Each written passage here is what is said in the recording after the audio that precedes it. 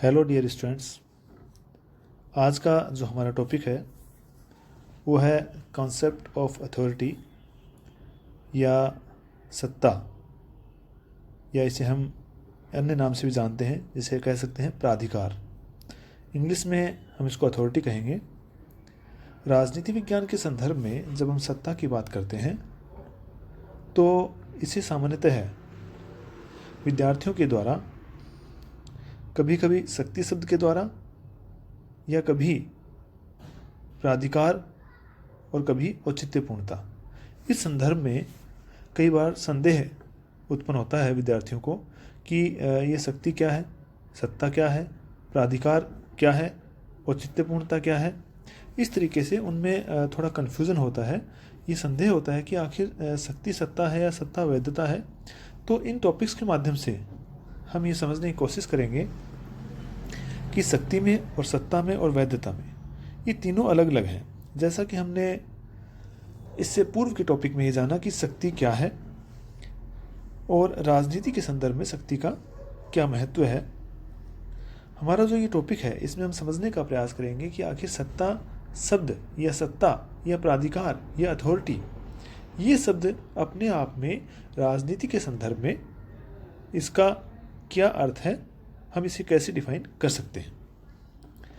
सामान्यतः हम जानते हैं कि सभी संगठनों में या व्यवस्थाओं में जो एक सत्ता है वो अनिवार्य रूप से एक्टिव रहती है या यूँ कहें कि मौजूद रहती है।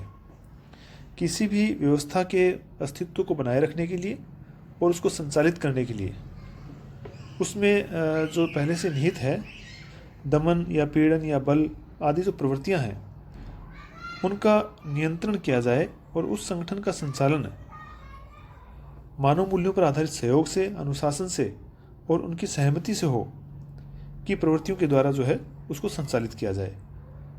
तभी कोई भी व्यवस्था सही तरीके से या भली भांति चल सकती है। सत्ता मुख्यतः जो है वो इसी कार्यों को करती है, यानी किसी भी व्यवस्था को बनाए रखने के लिए सत्ता अपना महत्वपूर्ण योगदान देती है। इस प्रकार जो है सत्ता किसी संगठन या व्यवस्था की जीवन शक्ति होती है और उस संगठन की आत्मा हम इसको कह सकते हैं। राजनीति विज्ञान की दृष्टि से देखें तो सत्ता की अवधारणा का अपने आप में विशिष्ट महत्व है। जैसे कि पावर यानी शक्ति की इंपॉर्टेंस है, उसी प्रकार सत्ता का भी जो है महत्वपूर्ण स्थान है। सत्ता के अभाव में कोई भी राजनीतिक व्यवस्था वो अपने कार्यों को करने में या फिर यूँ कहें कि अपने अधिकारों को भोगने में वो असमर्थ रहती है। इस तरह राजनीतिक व्यवस्था सत्ता या अथॉरिटी के द्वारा ही अपनी जो राजनीतिक प्रक्रियाएं हैं उनका संचालन कर पाती है। इसके द्वारा ही राजनीतिक निर्णय लिए जाते हैं। और प्रशासन के अंदर संदर्भ में अगर देखें तो उनका जो सिस्टम बना हुआ है, यानी उसका पद सम्मान है, आपस में उनका समन्वय है, उनका संचार है, उनका प्रत्यायोजन है, अनुशासन है आदि की व्यवस्था भी इसी अथॉरिटी के माध्यम से की जाती है। सत्ता जो है वो सहमति और अनुनय के अंदर विश्वास करती है। इस प्रकार से यह राजनीतिक व्यवस्था के लिए एक प्रकार से हम कहें तो जन स्वीकृति जुटाती है। और इसका जो आधार है वो औचित्यपूर्णता है, जिसे हम अपने अगले टॉपिक के अंदर समझने का प्रयास करेंगे। और इसलिए सत्ता का संयोग किसी भी राजनीतिक व्यवस्था को औचित्यपूर्ण श्रेष्ठता प्रदान करना होता है। अब अगर हम इसके अर्थ को समझने का प्रयास करें तो निश्चित रूप से राजनीति विज्ञान के सैद्धांतिक अध्ययन में अगर हम देखें तो प्राचीन काल से ही सत्ता की अवधारणा का जो है महत्व रहा है। जिस तरह शक्ति की अवधारणा का महत्व रहा है, लेकिन वो परिलक्षित या यूँ कहें कि अपने महत्वपूर्ण रूप में बाद में सामने आ पाई कॉन्सेप्ट के रूप में, उसी तरह सत्ता का भी जो है महत्वपूर्ण स्थान रहा है। किंतु आधुनिक राजनीतिक शास्त्रियों के द्वारा इस शब्द की सही व्याख्या और इसको कॉन्सेप्ट के रूप में आगे परिभाषित जो किया गया वो विशेषकर आधुनिक काल के अंदर किया गया। सभी राजनीतिक विचारकों ने सत्ता की जो अवधारणा है उसका प्रत्यक्ष या यूँ कहें कि अप्रत्यक्ष उल्लेख निश्चित रूप से किया है, क्योंकि हमेशा ही सभी समाजों में औचित्यपूर्ण उच्च व्यक्तियों के अनुकरण की आवश्यकता को प्रतिपादित किया गया है।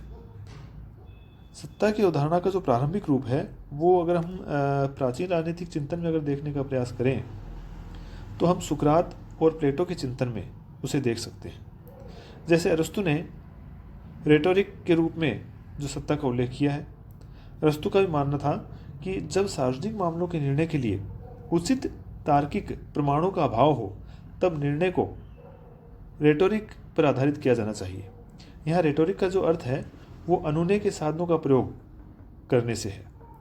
जो ये शब्द है यानी अथॉरिटी, वो अंग्रेजी शब्द यानी अथॉरिटी जो शब्द है वो मूल रूप से अंग्रेजी का शब्द है, जो कि जो लैटिन भाषा है उसका एक शब्द है ऑक्टोरिटास, उससे बना है, जिसका शब्द होता है यानी जिसका शाब्दिक अर्थ होता है बढ़ाना। यानी मूल शब्द जो है अथॉरिटी, उसका जो लैटिन वर्ड है वो है ऑक्टोरिटास और उसका जो अर्थ है वो है बढ़ाना।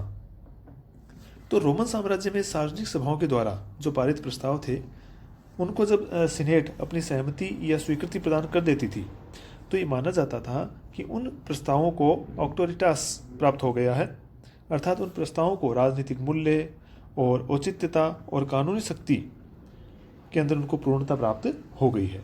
यानी जब किसी पावर यानी शक्ति के अंदर लोगों की या जन सहमति या स्वीकृति एक वैधता प्राप्त हो जाती है तो वो सत्ता बन जाती है। इस प्रकार सीनेट की ऑक्टोरिटास में सत्ता के लक्षण सार रूप में मौजूद थे।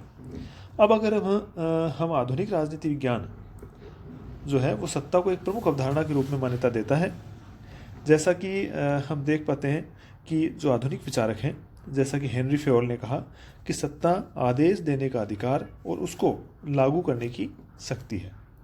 इसी प्रकार रॉबर्ट बर्स्टेड, जिन्होंने शक्ति की महत्वपूर्ण परिभाषा दी थी, उन्होंने ही सत्ता की भी एक महत्वपूर्ण परिभाषा दी है और वो कहते हैं कि सत्ता शक्ति के प्रयोग का संस्थागत अधिकार है, वह स्वयं शक्ति नहीं है। जैसा कि उन्होंने अपने पूर्व परिभाषा यानी शक्ति के संदर्भ में जो परिभाषा दी थी उसमें उन्होंने कहा था कि शक्ति बल प्रयोग की योग्यता है, न कि उसका वास्तविक प्रयोग। और वो सत्ता के संदर्भ में कहते हैं कि यह शक्ति के प्रयोग का संस्थागत अधिकार है, वह स्वयं शक्ति नहीं है। यानी जब शक्ति को संस्थागत अधिकार प्राप्त होता है तो वो सत्ता के रूप में परिवर्तित हो जाती है। इसी प्रकार एक अन्य विचारक हैं जैसे हर्बर्ट ए साइमन, वो कहते हैं कि सत्ता निर्णय लेने की अपने आप में एक ऐसी शक्ति है जो दूसरे के कार्यों को निर्देशन करती है, और यह दो शक्तियों यानी उच्चस्थ और अधीनस्थ, उन दोनों के बीच में इनका संबंध है। उच्च अधिकारी इस आशय के साथ निर्णय लेता है और उन्हें संचालित भी करता है कि उन्हें उसके अधीनस्थों के द्वारा स्वीकार किया जाएगा, और अधीनस्थ भी ऐसे ही निर्णयों की आशा करता है और उसका व्यवहार इनके द्वारा निर्धारित होता है। यूनेस्को ने अपनी रिपोर्ट में सत्ता को एक ऐसी शक्ति बताया जो स्वीकृत भी है, सम्मानित भी है और औचित्यपूर्ण भी है। ये जब तीनों बातें उसके अंदर परिलक्षित होती हैं, यानी वो स्वीकृत हो, उसे वो सम्मानित हो और साथ ही वह ज्ञात और औचित्यपूर्ण हो, तो वह जो है उसको हम सत्ता मान सकते हैं। अब अगर हम सामान्य अर्थ में देखें कि सत्ता का जो सामान्य अर्थ है वो क्या हो सकता है, तो उसके जो महत्वपूर्ण बातें हैं उसमें वो कुछ महत्वपूर्ण बातें जिसके आधार पर हम उस शक्ति को या बल को सत्ता के रूप में मान सकते हैं। यानी कब माने, तो हम कह सकते हैं कि जो सत्ता है वो राजनीतिक व्यवस्था का एक अनिवार्य तत्व है, क्योंकि बिना सत्ता के कोई भी राजनीतिक व्यवस्था चल नहीं सकती। कोई ना कोई अथॉरिटी, कोई ना कोई सत्ता ऐसा होनी चाहिए जिसके आधार पर वह उस राजनीतिक व्यवस्था का संचालन हो पाए। इसलिए ये निश्चित रूप से सत्य है कि सत्ता राजनीतिक व्यवस्था का अपने आप में एक अनिवार्य तत्व है। नंबर 2, सत्ता शक्ति से भिन्न है। यदि हम उसको एक ही मान लेंगे तो समस्या होगी, क्योंकि सत्ता जो है वो शक्ति से भिन्न है, किंतु यह स्वयं आदेश पालन कराने की संस्थागत शक्ति है। जैसे ही उस शक्ति को संस्थागत यानी संस्थागत जब वो बन जाएगी यानी पद में निहित हो जाएगी तो वो सत्ता बन जाएगी। इसी तरह सत्ता जो है वो अपने उच्चस्थ अधिकारी और अधीनस्थ अधिकारी के बीच में एक संबंध है, क्योंकि यदि उच्चस्थ होगा और अधीनस्थ नहीं होगा, या अधीनस्थ मात्र होगा उच्चस्थ सत्ता नहीं होगी, तो सत्ता हमें नज़र नहीं आएगी। साथ ही यह सत्ता अपने आप में मूल्य सापेक्ष होती है और उसका ये जो गुण है उसे उचितता प्रदान करता है।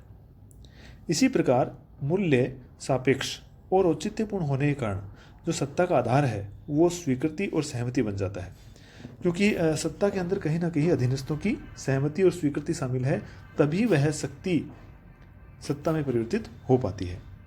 तो इस तरीके से जो है ये कुछ बातें हैं जो कि शक्ति को सत्ता में परिवर्तित करती हैं और किसी सत्ता को सत्ता कहलाने लायक स्थिति प्रदान करती है। इसी प्रकार हम कहें कि मूल्यात्मकता, औचित्यपूर्णता या स्वीकृति के गुणों के कारण सत्ता के अंदर प्रभाव भी उत्पन्न होता है और वह प्रभाव उसे संचालित करने में या सत्ता को बनाए रखने में, उसको कार्य करने में उसकी मदद करता है। किंतु हम यूँ कहें कि सत्ता प्रभाव है, ये भी बात अलग है। ये दोनों अलग अलग हैं। जैसे शक्ति सत्ता नहीं है, जैसे औचित्यपूर्णता सत्ता नहीं है, जैसे उसी प्रकार प्रभाव भी सत्ता नहीं है। ये सब इसके सहायक तत्व हैं जो सत्ता को बनाए रखने में, उसे स्थापित करने में मदद करते हैं। इसलिए हमें इनको एक नहीं मानना चाहिए। तो इस तरीके से हम ये समझ पाते हैं कि सत्ता या अथॉरिटी, जिसे हम प्राधिकार भी कहते हैं, वो अपने आप में शक्ति से, बल से, प्रभाव से, इन सब चीज़ों से एक अलग हटके है और शक्ति और औचित्यपूर्णता के मिश्रण से